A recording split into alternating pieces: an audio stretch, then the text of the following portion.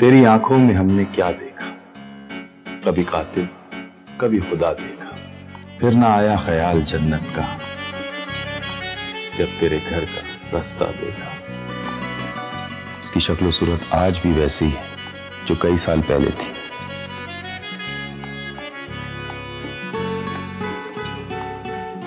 उसके होंठ पर तिल अब भी तिली है। आज भी वो सादा लौ और है नक्सी। कितने ही लहजों के खिलाफों में छुपाऊं तुझको, मेरा ये मौजू सुखन सारा शहर जानता है। तुम आज भी उतनी ही मुश्किल जुबान बोलते हो। अल्लाह के करम और उसकी मेहरबानियों के अंदाज ही निराले हैं। अच्छा हुआ कि हम दोनों की शादी ना हो सकी।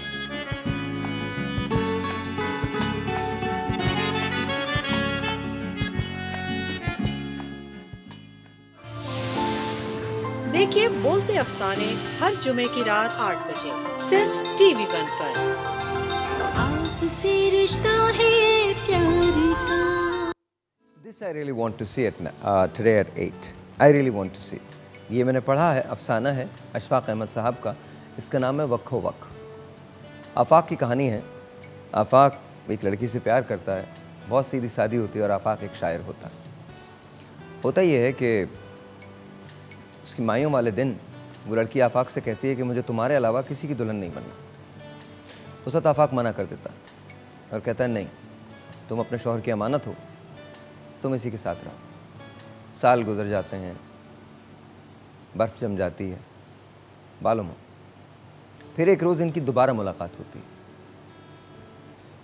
ज़िंदगी की सारी समझ अब उस लड़की को भी आ गई है। आफाक भी बहुत सारी चीज़ों से गुजरा है, लेकिन दोनों एक दूसरे को अब तक नहीं भूले। कहानी एक नया रुख अख्तियार करेगी, एक ऐसे मकाम पे आके खड़ी हो जाएगी जहाँ से शायद एक नया रिश्ता बनना है। मैंने हमेशा एक बात कही है, रेडियो पे, टेलीविज़न पे, प्यार सिर्फ होने का नाम है, पाने और खोने का नाम नहीं। अगर आप लोगों ने शफीकुर रहमान को कभी पढ़ा हो तो उसमें एक आर्टिकल है शफू भाई का, शफू भाई और अजरा आपा की कहानी।